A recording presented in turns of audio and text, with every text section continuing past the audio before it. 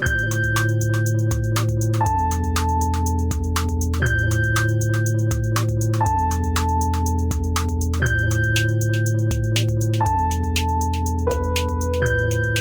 right, everybody, welcome back. It's the end of the world. Michael and Stu.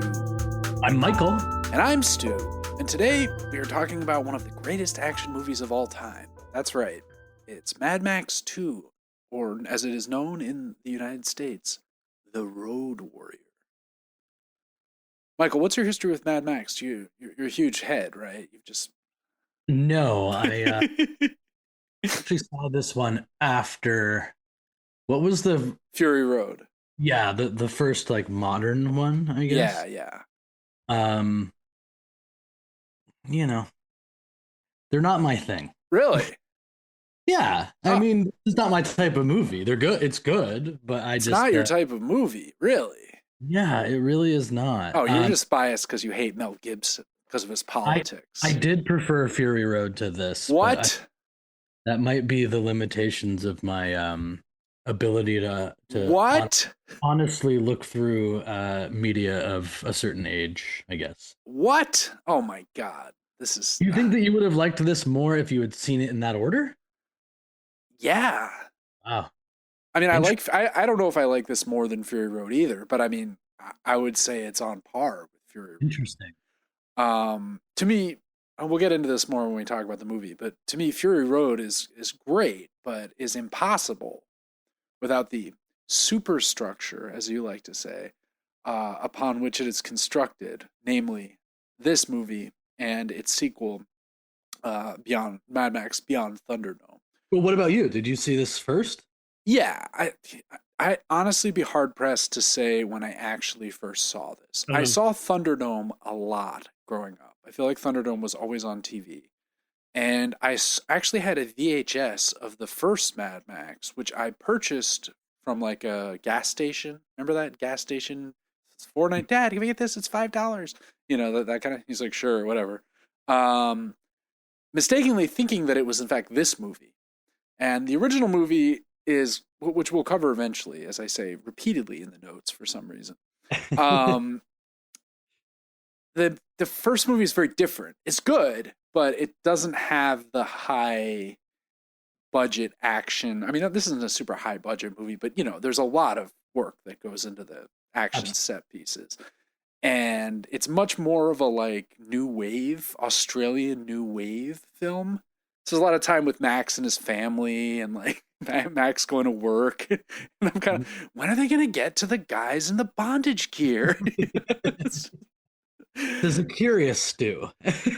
Yeah, I mean, I don't think I probably would not have known that that's what it was called. But, you know, like, what about all the weird guys in the leather suits and stuff? Yeah, you know.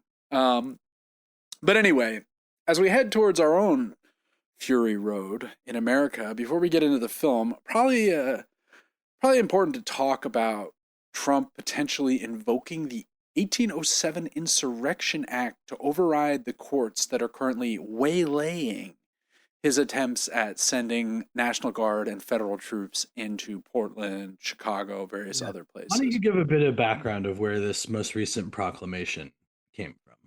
Well, basically, it seems to me that a Trump-appointed judge in Oregon, or in the circuit covering Oregon, has basically said, no, you can't just nationalize the National Guard without there being a real emergency.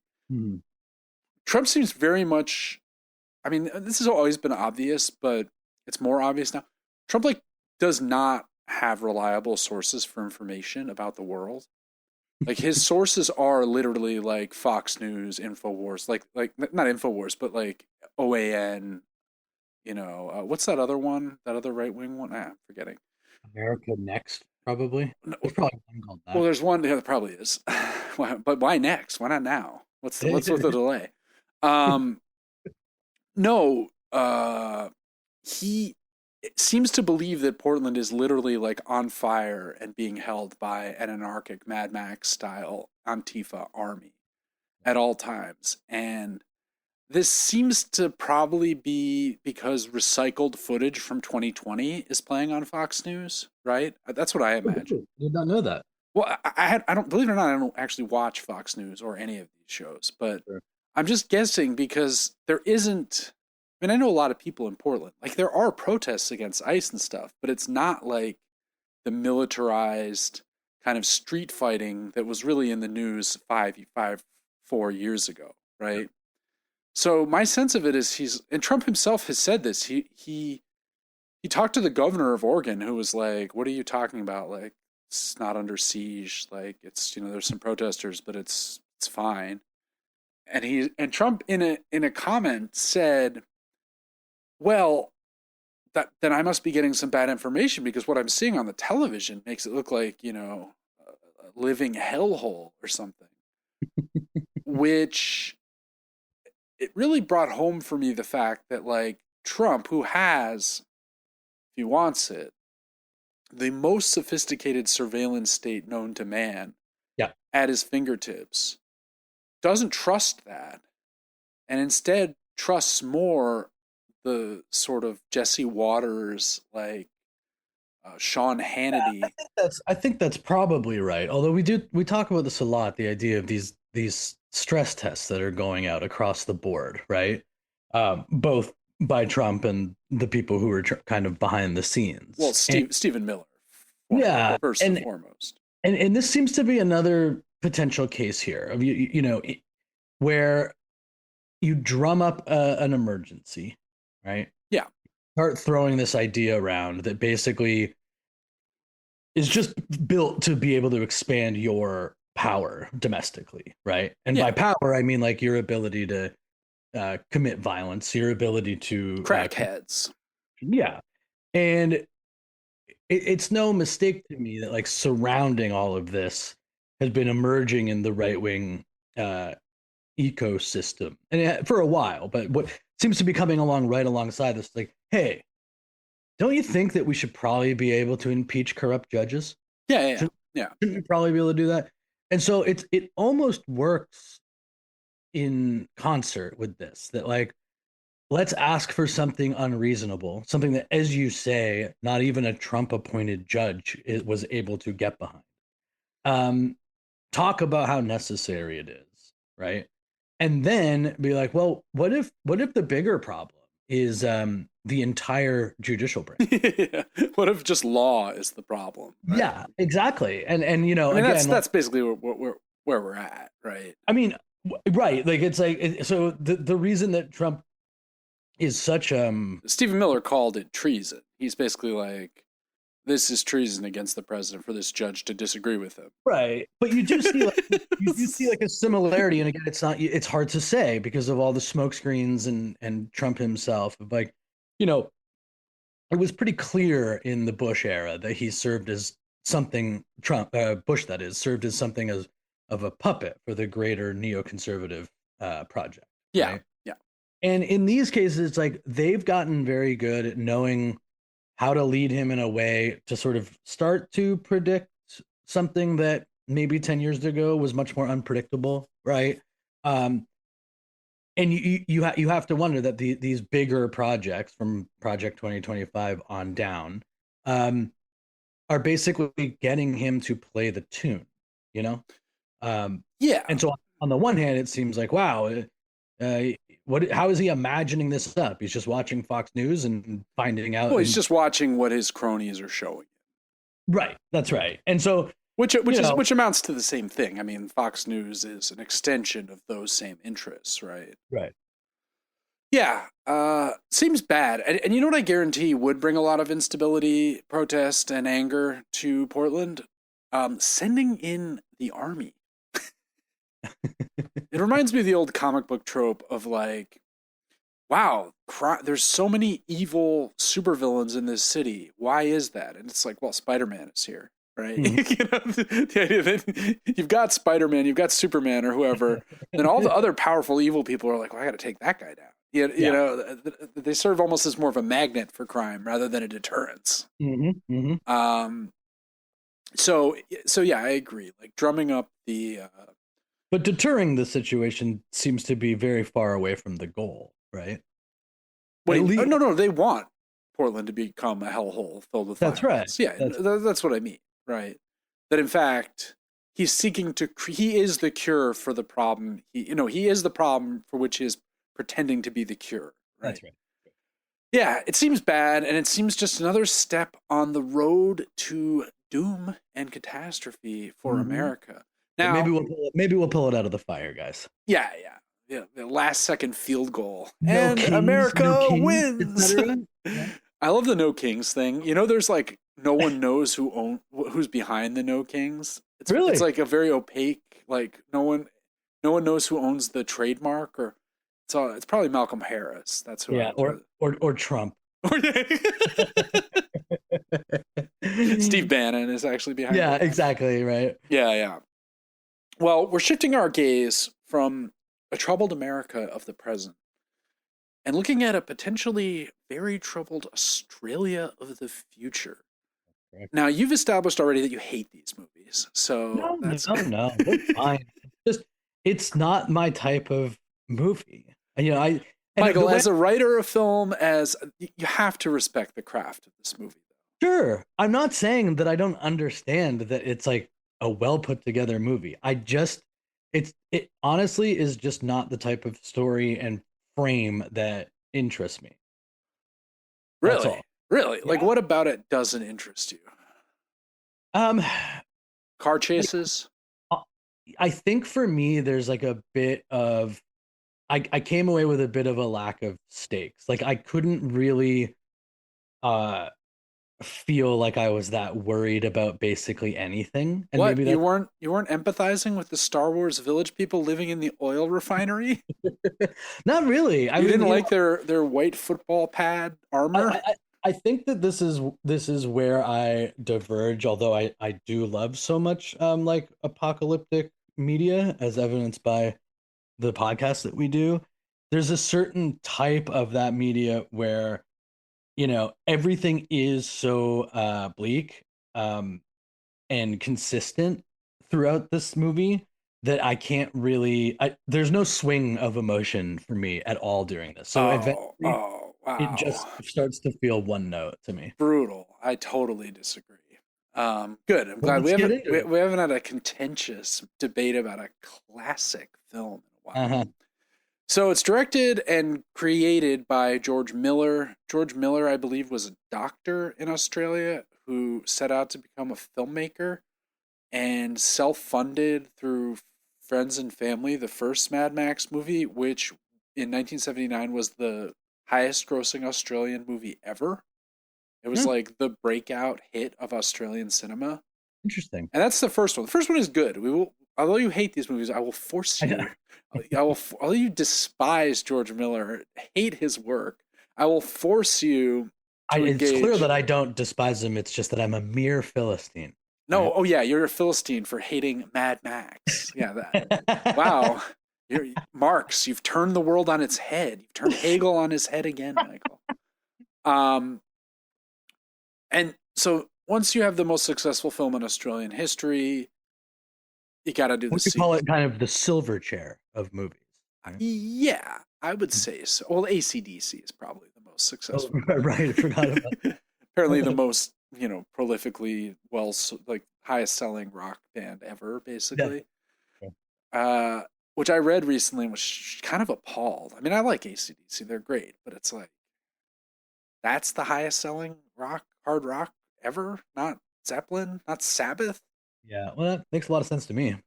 Yeah, I mean, football locker rooms across the 90s, alone, at least those that I were in, could not exist without our daily dose of Thunderstruck. Mm-hmm. To say nothing of Dirty Deeds Done Dirt Cheap. Anyway, this is the follow-up. It was much bigger internationally than the first one did okay internationally, but this one was a big hit abroad. And because Mad Max, the first picture, wasn't well known in the United States, the distributor made the decision to just sell this one as The Road Warrior. And most people who, when they first encountered it, had no idea it was a sequel. Interesting. And so they only realize this when in the beginning of the movie, there's a little bit of intercut footage from the first film, kind of showing Max's origin story. That was the first inkling people had. Oh, this is a follow up to something. which in turn stirred interest, leading to the VHS releases that I would one day purchase at a gas station in the 90s. Mad Max Rockatansky is a former cop who lives in post-apocalyptic Australian hellscape. Society has crumbled. There are small groups who have banded together and are trying to like kind of keep some vestige of civilization alive, but others have devoted themselves completely to anarchic road piracy. Yep. The first movie deals with a time period before the world has completely crumbled. It's falling apart, but it's not there yet. Between that movie and this, there has Right, but there's no like hope in it really. no. Well, Like it's pretty clear that this is all collapsing. yeah. I mean, he has a family though. He has like a life. I mean, the family are murdered, but for a time, you're like, oh, they're going to build a future together. They have a nice house down on the beach. Right. But then the gang of bikers, kills his wife and child, of course. Yeah, society is on the way to doom. The world here, there's been a nuclear war between the first and second movies, so things are much worse. A nuclear war that probably hasn't affected Australia too much directly, but has certainly destroyed America and the Soviet Union And trade, obviously. yeah, I mean, there's rumors in this film of like a paradise in the north, and that's funny to me because like the north of Australia is like the worst part of Australia. It's really hot. It's close to the equator. Darwin is like the murder capital of Australia. Neither of us have ever been to Australia, but I am a bit of an Australophile. Really? Yeah, I mean, I've had friends from Australia for a long time, including some writers that I've been in touch with since I was like a teenager. Yeah. Um, so I've always had an interest for it. I like Australian culture. I mean, I don't really like the culture. There's certain aspects of it that I quite like, and I would like to go someday, and I will go. We'll make that happen. I'm pretty well assuming I'm never gonna go. Yeah, yeah. Well, that's fine. I mean, You have to just let some places go. you never Right? know, Michael. The Perth Comedy Festival could be craving a Michael Terry Maggie Crane double dip set, much like the Riyadh Comedy Festival. Which I was surprised to see you and Maggie were not invited. I mean, I got an offer, but of course I said no. Right? It was a pretty big bag, 4 or 5 of my normal show. They offered me $18. I was gonna say they offered me $100. Had to turn it down. The film has a very Hobbesian worldview, right? When the governing structures of society have collapsed, chaos and anarchy reign. Most people seem to have given in to vital urges and rapacious desires, with very few making any effort at all at keeping things together. Yes, or keeping their own shit together. Yeah, I mean, there's a mirror between the refinery people and the motorcycle gang, right? Led by Lord Humongous, good name. Lord Humongous seems to be some kind of burn victim who covers his face in a hockey mask. I would just also like to note that this movie came out before Jason first donned the hockey mask. Oh, So this is like pre-Jason. This is he's the original Jason in a way. The original Jason just had a sack over his head. Not quite as menacing, right? The hockey mask is pretty key. I kind of miss those hockey masks. Those were, Yeah, they had a moment for sure. relic of a simpler time. Mm. Goalie no longer really that intimidating or scary anymore. So we hear from a narrator in this film. I remember a time of chaos, ruined dreams, this wasted land. And the film is narrated from the far future, like 100 years in the future, 80 years in the future. And that's something that characterizes all of these movies. They're all retrospective. And Mad Max is a kind of Robin Hood. He has attained a kind of mythical status. He's remembered dimly, and the specifics have been grayed out by time. Max is a guy who's from the time before the apocalypse, who's lingered into the apocalypse, and has lost everything in the process. And the narrator goes on to describe a firestorm of fear. Men began to feed on men. On the roads, it was a white line nightmare. I was like, wow, people were doing cocaine on the roads? Wow, pretty It wasn't a double yellow. yeah, pretty dangerous. Um, in the roar of an engine, he lost everything. God. So Max seems to have just kind of given up on life, although not fully, because he just now wanders the wasteland, initially in his pretty cool car, right? Yeah. He has like but he's a kind of just a road scavenger. We first meet him, he's fighting off some bikers who have mohawks and are in whips and chains and things. And throughout the movie, there's this dichotomy And where are they out to kill him or just to get the vehicle? either to get the vehicle or to get the gas in the vehicle, Yeah. right? Because in this world, gasoline is the main only commodity, right? Huge stretch. Huge stretch. What do you mean? Well, I mean, it's pretty important still in our own world. Oh yeah. To be the idea that gas is like something valuable people would seek. Unbelievable. Um, the roadways are littered with crashed cars.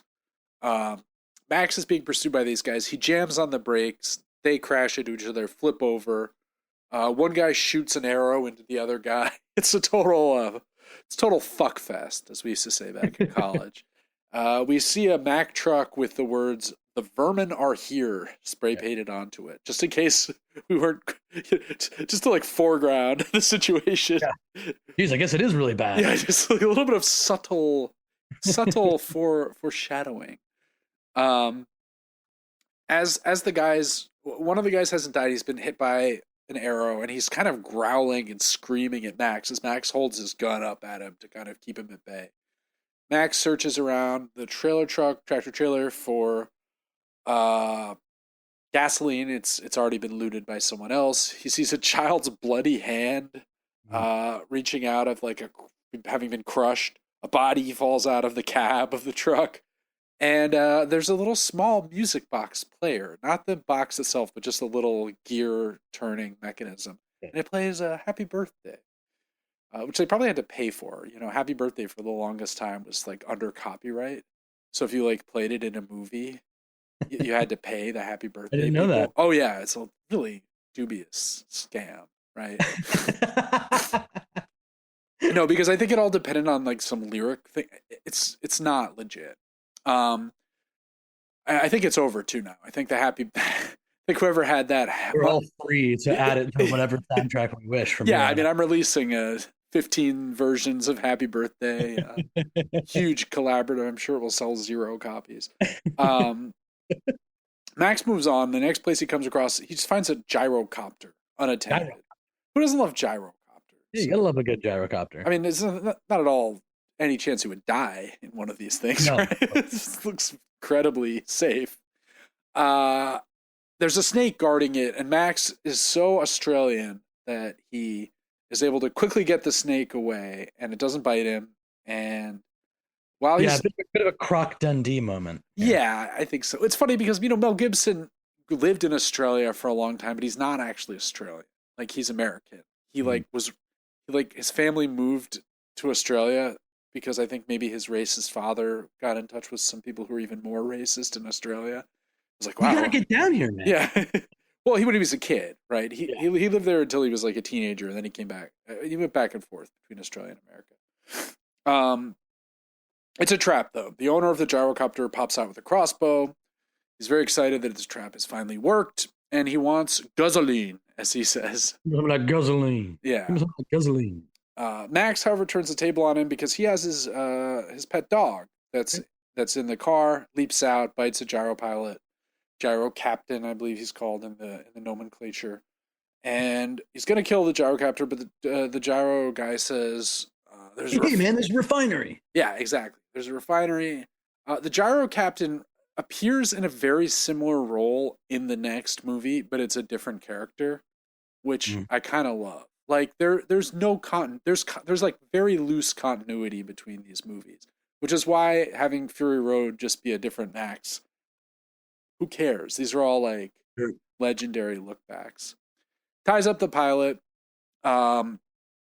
They go and spy on this settlement, which has been encircled by a rampaging gang, members of whom include the guys that were just harassing Max. That's right. So we have rivalry. The Mohawk guy, who's the sort of main antagonist, is called Wes, and that will come up again.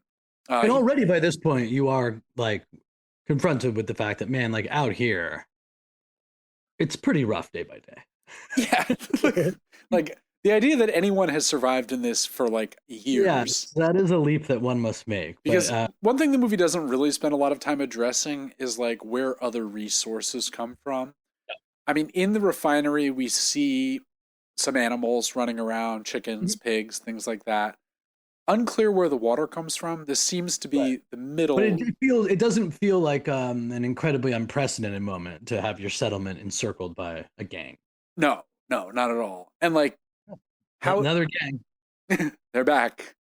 And they have defenses. I mean, they have weapons, they have a flamethrower, You gotta have a flamethrower. and all of this stuff looks pretty good.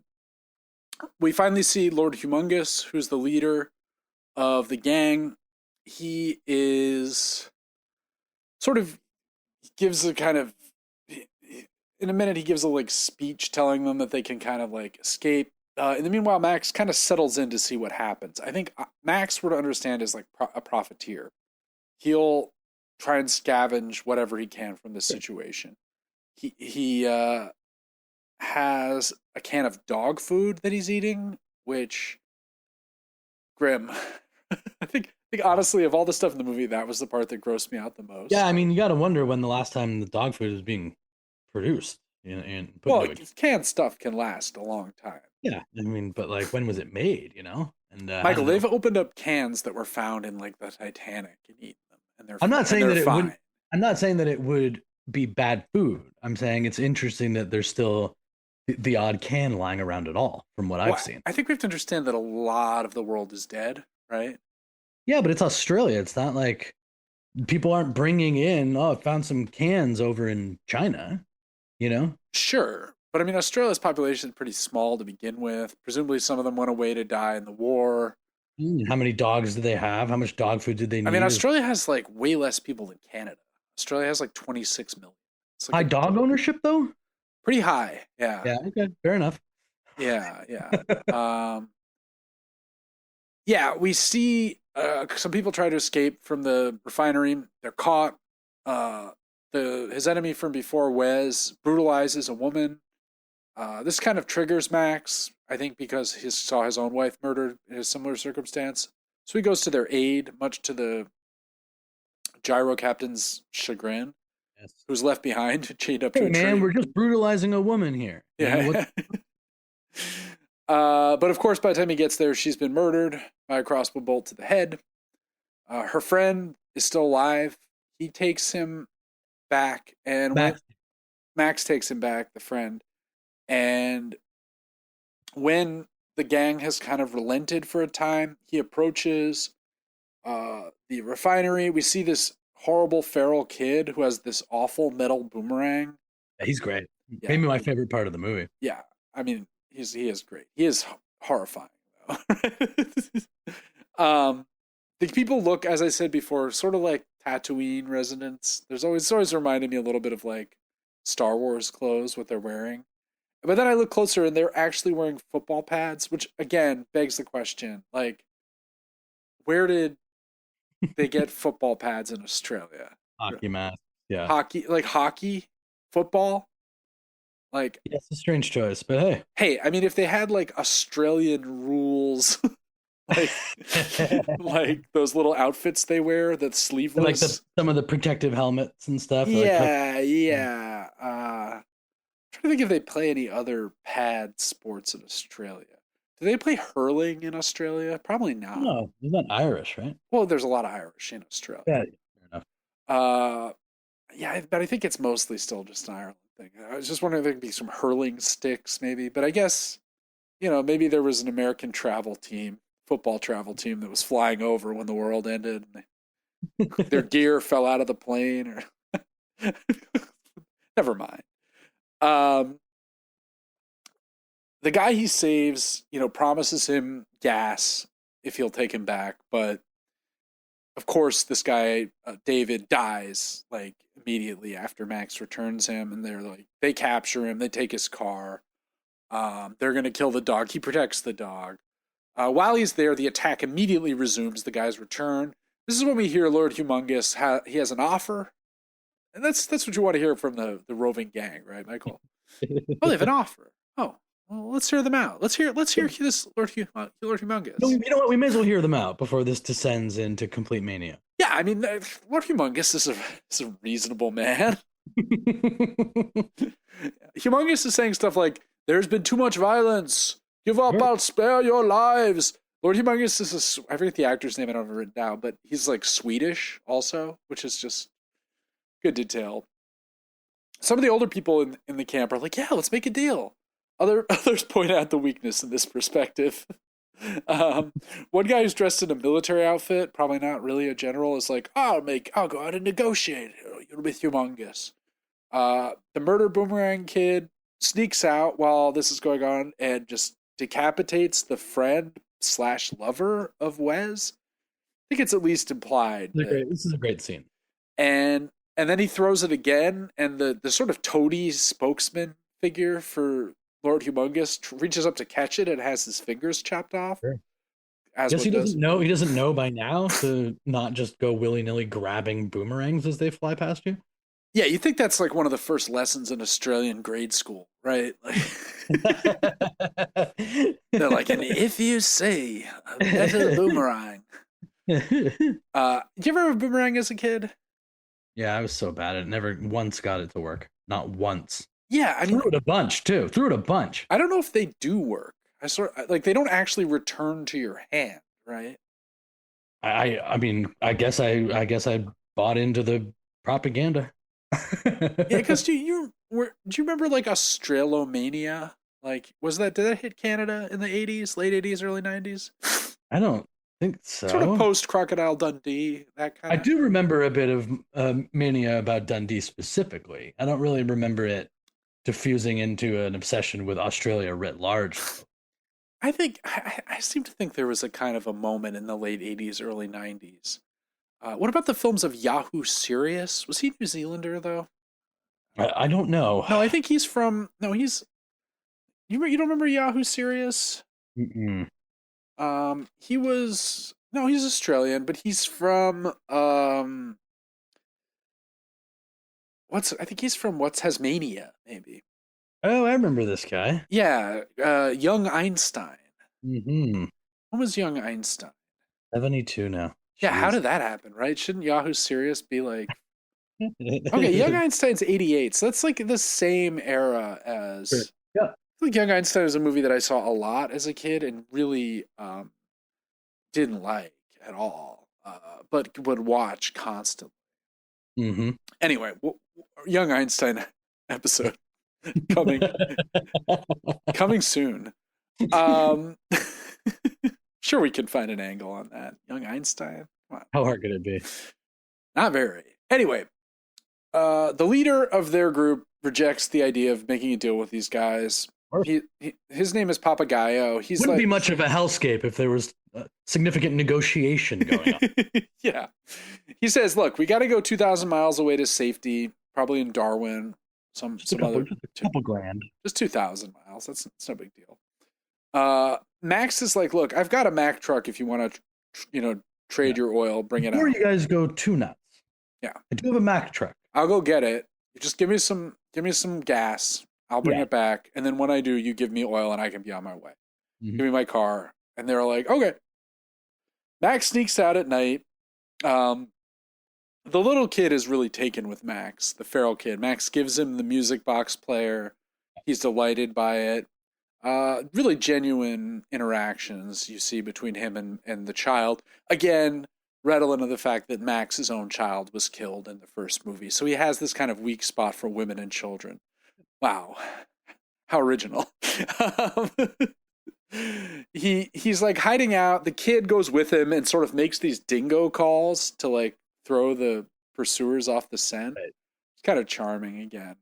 The gyro pilot is gone. He's escaped from where Max left him. But he goes back to the copter, says like, look, you're going to fly me to this place. When they get to the Mac truck, he lets the gyro captain go, and thereafter the gyro captain is like his friend for life, right? He's like, wow, he let me go. He didn't butcher me like everyone else in this world. This is, I suppose, how you make friends in such a place. You don't kill someone. Yeah, he finds a single shell for his gun, which he's been empty this whole time, which is kind of a nice detail. He drives the truck back. The gyro captain eventually kind of flies above him. They try to waylay the truck. There's people jumping on it. Lord Humongous is pissed. He gets out his like very sort of like military box where he has this pistol, which I think implies that Humongous was like some kind of military man in the world before. It would make sense. So there's like a kind of competing. There's like a capitalist like scavenger Papagayo faction, and then there's this like militarized.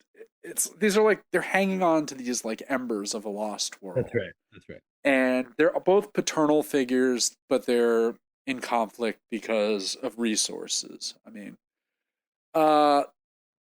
Max makes it back. Wes attacks him. The gyrocopter pilot throws a bunch of snakes on people. They fix the rig. I don't got gas, but I got a ton of snakes I need to get rid of. Exactly. Papagayo takes an arrow, but he's going to be okay. He's definitely not going to die in the final chase sequence. The gyrocopter, people love him. They're kind of amazed. Oh my God, they've never seen someone like this. The kid keeps touching his like propeller, and he's like, hey, hands off. It's delicate.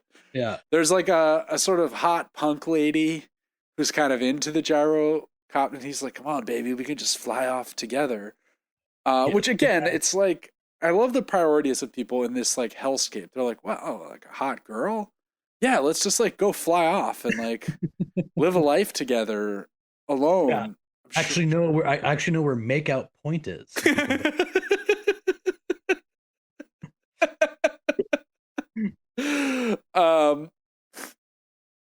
Papagayo's like, Max, you gotta stay. You can help us. You can be part of our society. But Max is like, no, you're the Lone Ranger. Your society can't hold me. And he punches Papagayo. Seems a little bit over the line. It's a little much. To make it clear that he's definitely not able to be contained. And exactly. And what Papagayo offers is, he says, we're still human beings, dignity. You're out there with the garbage. You're nothing. Which is kind of true. He's sort of like, Max, you're no better than the refuse that are trying to, and that's not really true. I mean, Max has already helped them. No, but it's an interesting idea. You know, if you're not part of a project, no matter how noble, gaudily put together, and how nightmarish and doom it is, what are you really doing? Yeah. So Max leaves. This is great. Kid is trying to sneak it into the car with Max. He's not going to let him do it. Gyrocopter's like, Max, stay. You got to. Everyone's like, Max, stay. Yeah, come on, Max. Max leaves, and then he's like, I don't know if you heard. It's not just Max. It's Mad Max. He leaves and like immediately is waylaid by Wes and his enemies, who use a nitrous like car to just speed past him and flip his car off the road, like badly hurt. He's crawling around. They're trying to steal the gas, but Max has craftily rigged the car to explode if it's ever damaged. So as the toady guy and some others are going up to it, it blows up. Max's dog is killed by the brutal crossbow guy. You don't see that in movies a lot. They tend to avoid that. Yeah, that was really. It's just so we know. As you say, they went there. Yeah. As I always say, it's I invented that. That's my catchphrase. He went there. Max at the last second is kind of saved by the gyrocopter pilot. He pulls him away, and like Max is like, I'm gonna drive the truck. You guys split off. I'll get to the rendezvous point. He has a bunch of helpers on the truck. This last sequence is great, right? It's like the final 20 minutes of the movie. Fantastic. And like, there's all these, the people who are helping him get killed relatively quickly. The grappling hooks are like pulling off the door of the tanker. The little kid has, of course, jumped on board, is more of a distraction than a help, although he does help. He bites people in the neck. He doesn't have his metal boomerang. That seems to have been lost along the way. But whatever he can do, you know, a couple Yeah. bites here and there, he's willing to do it. Yeah, he's not going to pull any punches. Basically, it's really Papagayo's racing is like in a homemade speedster driving along with him. He eventually is trying to convince the kid, hey, jump on board with me, leave Max to do his job. And while he's doing that, he gets hit in the neck with a crossbow bolt, and he's dead. R.I.P. Papagayo. So now the group is without leadership. Finally, Wes, the arch enemy, gets on board. The gyro captain is back in the frame, so to speak. He is trying to help as best he can. He has some Molotov cocktails he throws early on. Eventually, he too gets shot down and crashes, but luckily is fine, as we'll see at the end. Max at one point, Lord Humongous. Wes is on the front of the car. He gets knocked over the front. There's this shell. There's like a Chekhov shell situation. It's like rolling loose on the hood. Max is trying to get the kid to get the I thought this was really good, though, because you think, oh, the whole movie is going to come down to like whether or not who can get the shell. Can Max get the gun? Can he kill Wes before? And then out of nowhere, Max is like turned around strategically at some point. Out of nowhere, Lord Humongous, in a bizarre move, just like suicidally rams his nitrous car straight in, like full front-on collision, killing himself and Wes and derailing the whole tanker. Tanker falls over. And no one knows what happened to the shell. Yeah.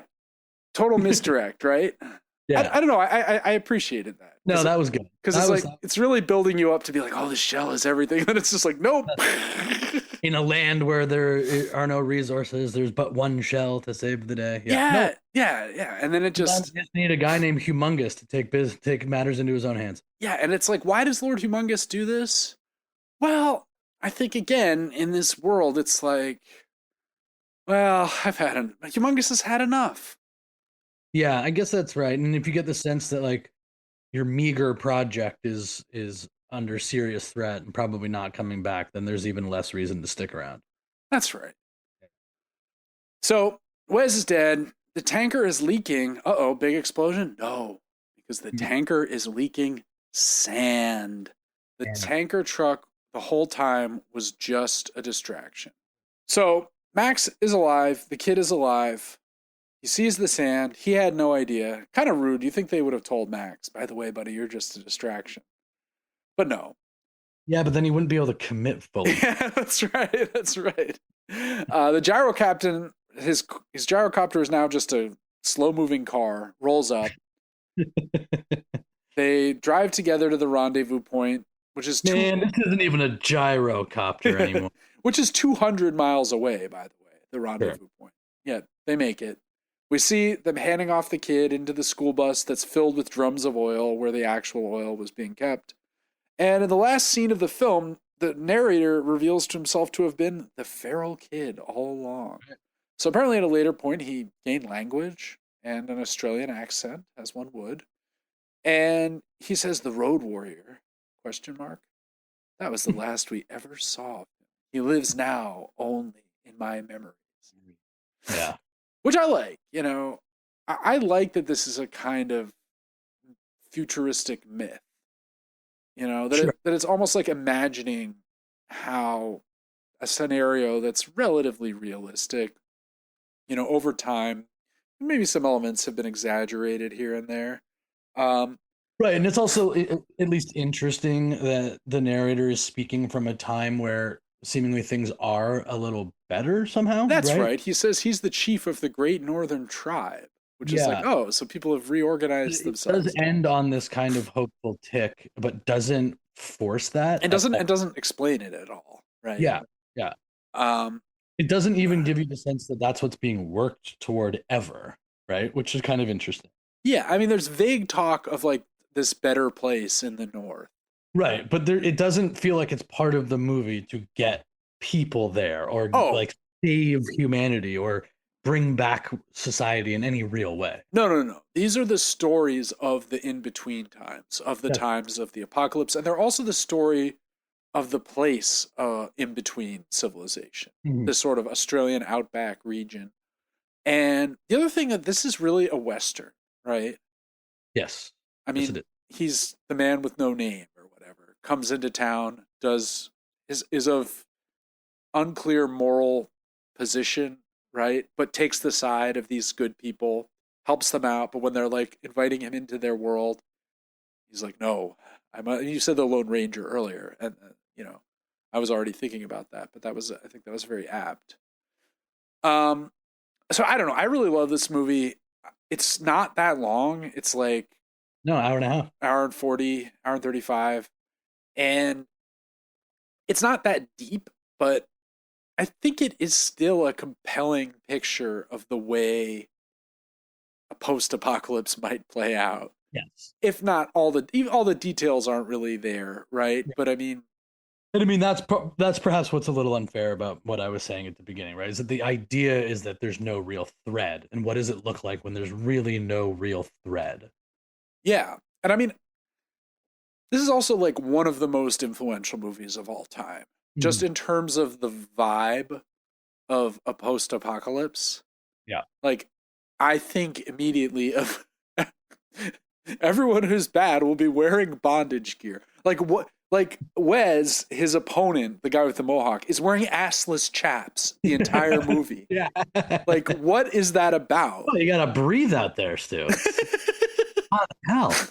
But it's like they're still leather. Like it's Yeah, fair quite enough. quite hot, right? Um, I mean, is it just a simple like sexual deviants are bad and like football players are good? Like, Yeah, I don't know what these choices really are, but I mean, they work. it I works mean, really well. visually, the movie's spectacular.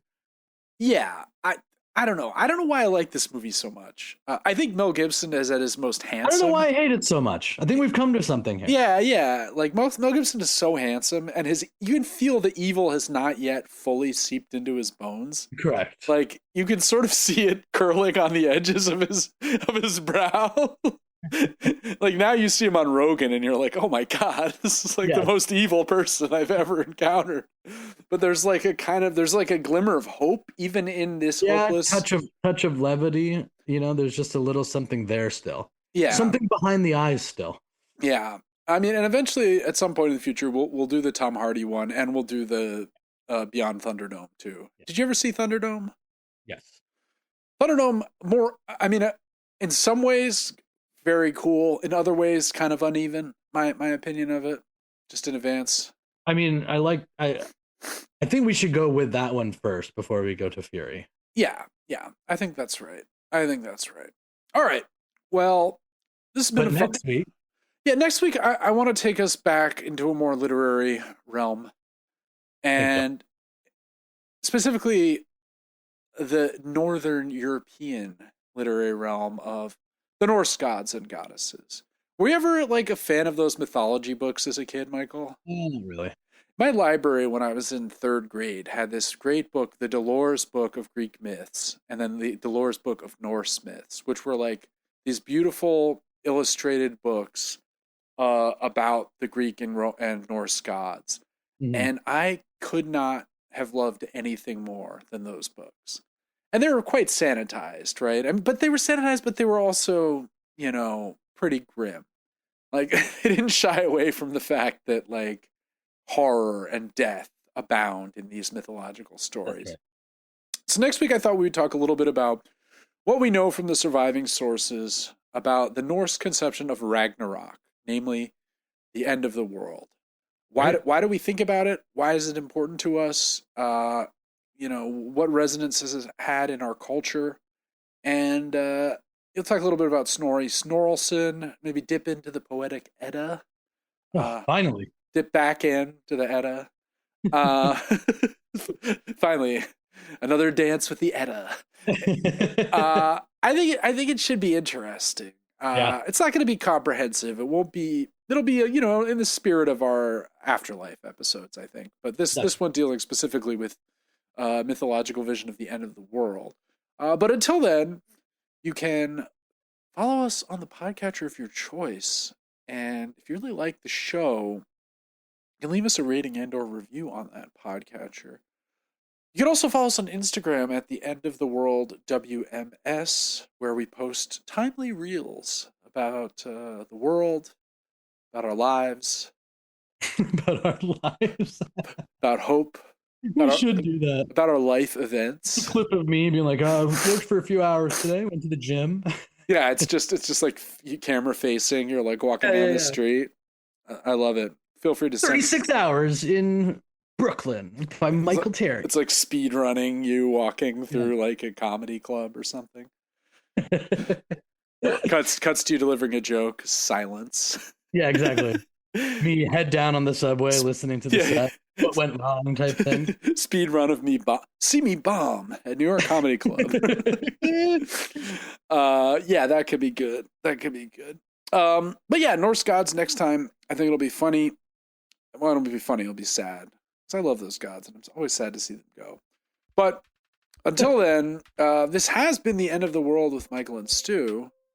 I'm Michael. And I'm Stu. And we will talk to you real soon.